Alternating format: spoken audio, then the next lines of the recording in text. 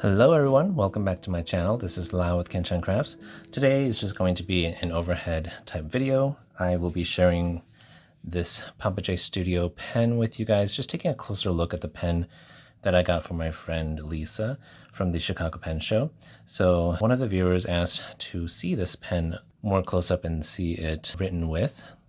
So I just decided to make this short little video. Hopefully you guys will, be able to appreciate the depth of this pen a little bit more in this video. But again, just doing this for those of you who are interested in this pen, as well as Papa J Studios pens in general. So let's just take another closer look at this gorgeous pen. Today I am using my ring light, so apologies for the reflection, but let's look at the cap there. Beautiful sparkles, golden sparkles with this lovely white pink sparkly resin right there, as well as the gold flakes suspended in random places in this pen. And then again, as I mentioned in my Chicago Pen Show video, I love the little transparent peekaboo spots here, but like not the whole thing being transparent. So that's really nice touch. And then this body also uses resin, and it is clear resin, as you can see. The feathers, flowers, and gold flakes, and even looks like a stem there, like a small flower stem. Everything is suspended within that clear resin. And then, of course, Papa J has to polish everything so that it's crystal clear, like so that you don't see any scuff marks and stuff like that. And so a transparent pen body requires a lot more work. Therefore, the price of this pen is a lot higher than what you'd expect of most custom maker pens that use resin. So the grip and the cap here are the same material. Now, of course, Papa J Studio creates various designs and mix and matches things, but a lot of his pens are chosen by him in terms of the design, and then also he just puts them all together, and they are all kind of unique, one-of-a-kind pens. So I'm just feeling this resin in my hand, and it is extremely, well made. It feels really good. Doesn't feel like any cheap plastic at all. And then, of course, again, like I said, on the inside, it's polished super, super well, and that's really difficult. Polishing on the outside is fine and easy, but on the inside, I'm sure is very difficult. And then it comes with a Schmidt branded converter. This converter is also very lovely. It is friction fitted, not screwed in, but it is so good. All right, and then the nib unit is also removable, I think, and he uses bock nibs. I like bock nibs, but if you prefer Yovo, I'm not sure if Papa J uses Yovo nibs, but I think bock nibs are pretty good. So this nib housing unit can be removed. So if you do want a Yovo nib unit instead, I'm sure that it will fit into this section as well if you want to swap out. All right, so that is the pen. Just absolutely gorgeous. Like, I love this kind of dusty pink, peachy color. So this is a pen I would have in my collection. But this is Lisa's, so I will not take it. But yeah, just gorgeous, lovely, like fall, autumn colors. All these sparkles. It just makes me so happy to look at it. And then obviously writing with it, this feels super comfortable in my hands. Yeah. All right. So how much is this pen? So Papa J's pens, the regular ones, are about $220 to start. And that's kind of normal for most custom pen makers of pens around this size. This one specifically uses dyed colored flowers, feathers, and then of course the polishing work that's required into this pen. These pens start around $300, and then they go up a little bit depending on how much polishing is required. So I would say that if I were to pay $300 for this, I'm pretty happy, because it looks extremely beautiful. It's totally out of my aesthetic, and it is a well-made pen. So I think for this year, I definitely am going to be spending more of my money towards unique looking pens instead of just buying another brand name pen. This year, not many brand pens have really caught my eye, and so I've only bought 2 pens this year, really. That is quite a feat. But something like this, I definitely would be very happy to get. Okay, but enough talking about that. Let's take a look at how this pen writes. And then I will compare this pen with some other pens that I have. So I decided to pair this up with BPC 5 Cent Fuchsia. It's a really lovely kind of pinkish burgundy brown color. It's quite red though. I think it's a good complementing ink color to this pen. So I'm just going to be dip testing it so that you guys can kind of see how the bock nib writes. It's not going to show how well the ink flows out of this pen, but I do want to see how this bock nib writes, because this is, most of the bock nibs I use are Kaweco bock nibs, so we'll see how this one writes.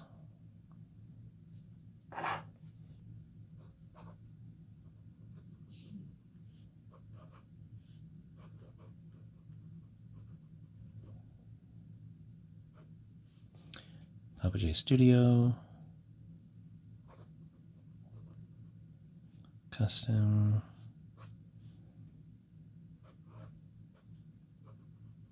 floral pen. Yeah, it writes really smooth. I like it. This is a fine nib, by the way, a fine bock nib. This is a very, very broad, juicy fine.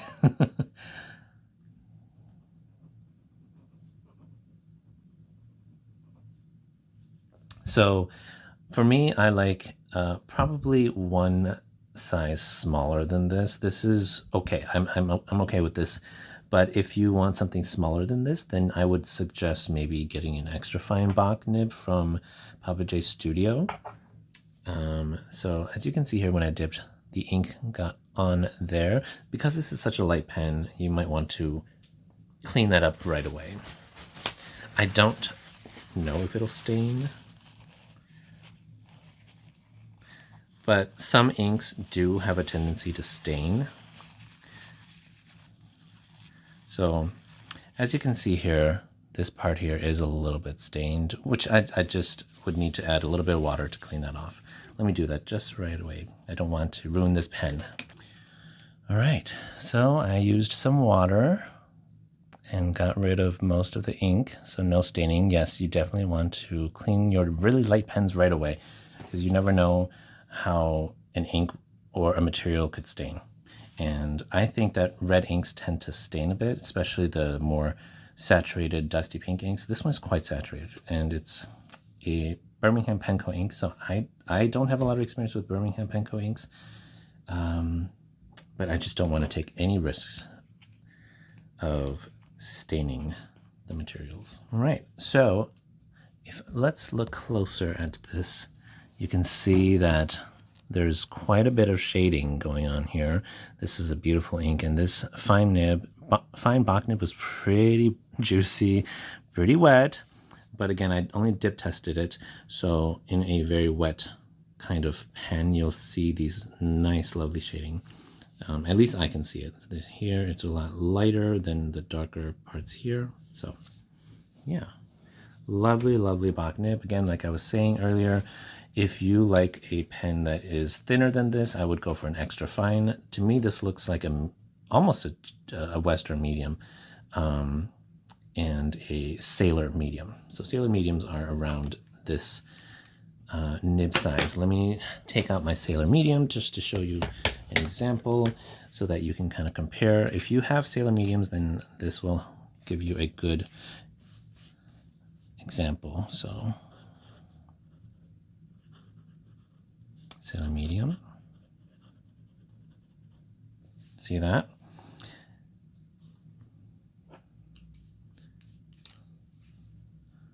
And this is bock fine. Yeah, their lines are definitely almost identical. And then this is a Sailor Medium Fine, which is my favorite line width.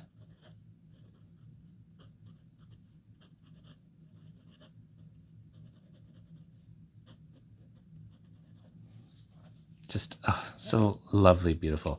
So yes, like I said, this bock fine to me feels like a medium or a Sailor Medium. Sailor Mediums tend to be like a Western medium in my experience. For those of you who feel like a Sailor Medium writes like a Western fine, that's probably the difference is my writing pressure probably, or the inks that we use. Here is a Platinum Medium.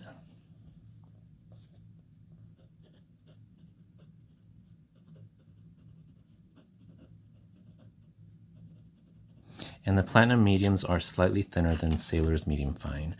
In most cases, they're around the same, but Platinum's nibs are definitely thinner. So that gives you a pretty good example comparison between this very, very broad bock fine. So when you decide to purchase your Papa J Studio pen, that will help you with deciding which nib size you would go for. So for me, I would most likely get an extra fine, and the extra fine might be around the same size as the Sailor Medium Fine. Right, and then let's just take a quick look at some size comparison. So here is the Papa J Studio pen, a Sailor Pro Gear, the Platinum Century 3776, my Aurora 88, and they're around the same size. Since not everyone might have an Aurora, let me take that out and compare it with a Leonardo Momento Zero. All right, so as it is like this, it's the longest pen when it's capped. I think it's a really nice length here. And then we can do these unposted. So once unposted, you can see that the Papa J Studio pen is a very, very lovely length. I write with the Leonardo Momento Zero and even the Platinum Century 3776 unposted, and so those are just slightly shorter than I would love them to be. So the Papa J Studio pen is a perfect length, and when I hold the Leonardo and the Papa J Studio in my hands, the Leonardo is obviously slightly heavier. Those are around 26 grams. The Platinum Century and the Papa J Studio pens feel about the same. So if you like a Platinum Century weight, then this one is around that same weight. And the grip section here is extremely comfortable. There is a little bit of a step down, as you can see right there. So there's a step down from the body to the grip section where the threads are at. The threads are not sharp, but they are definitely very tactilely. Your fingers definitely will grasp onto that section. So like I think it's a pretty good space, but to some people who might not like that, it does kind of like come in contact with your fingers. So if you don't like that experience, then you might want to try out these pens in person just so that you can kind of tell if you like it or not. So this pen, Papa J Studio's pen, does not post. This one at least does not. I think it is very, very well balanced unposted, so there's no need to post it. So I'm not going to post it with any other pens because, as I said earlier, when unposted, it comes in a very, very wonderful length compared to these pens.